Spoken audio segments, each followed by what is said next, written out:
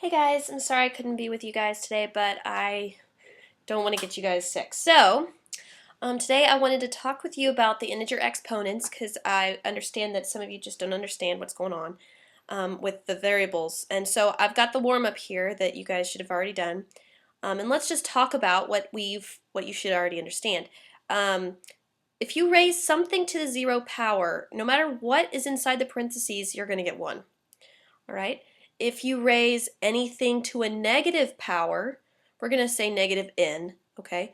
Then this means put 1 over that parentheses stuff to the positive n, okay? So if I ask you to simplify something, I'm asking you to get rid of the negative exponent. Negative exponents never make things negative, okay? They just make things into fractions, or they flip them. So let's look at what we have here. Here we have 4 times m to the 0. Now earlier this year we were talking about exponents, and I'd said that the exponent is only attached to the thing that it's attached to, right next to it. If it's attached to a parentheses, everything in those parentheses are raised to the 0.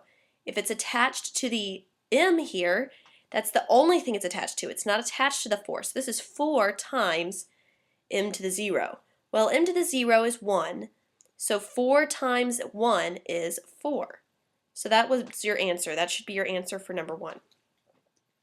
I'm going to just go to the next one over here. It was easier for me to get it on here. So number 4, notice that this negative 2 is an exponent, and it is attached to this 9. It's not attached to the negative because if it was attached to the negative, we would have parentheses around it. So this is really negative 1 times 9 to the negative 2. Well, 9 to the negative 2 is really 1 over 9 squared. So we have negative 1 times 1 over 9 squared, which is negative 1 over 81. Okay? So what I could do from this is I could say, oh, well, I know the negative is going to stay on the top, essentially. And the 9 is going to move to the bottom, and its exponent is going to become positive. So this is negative 1 over 81. All right, let's look at one that's a little more complicated.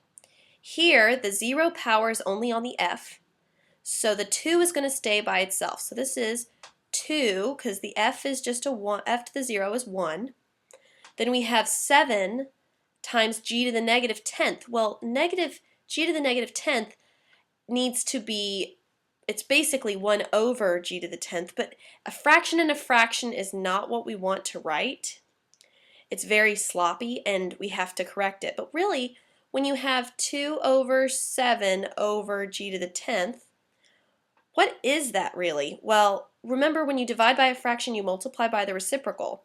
So this is g to the 10th over 7 times g to the 10th over 7. So this is 2 times g to the 10th over 7. All right, so this is how I like to think about it.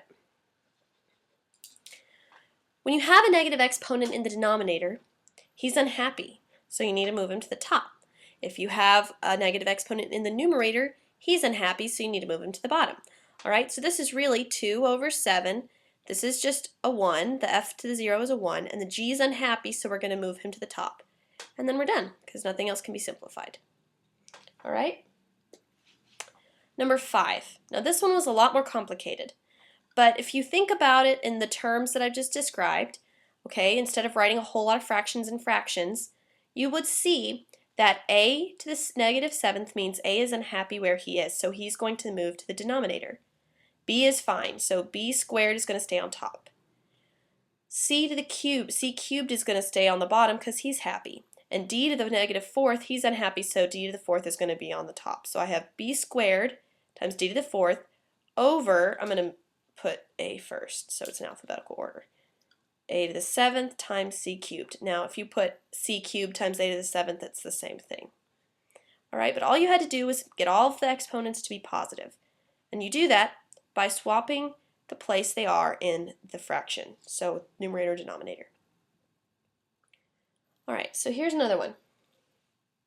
We've got s to the 5th. That one's got a positive exponent, so he's fine where he is. T to the negative 12 means he needs to move to the numerator.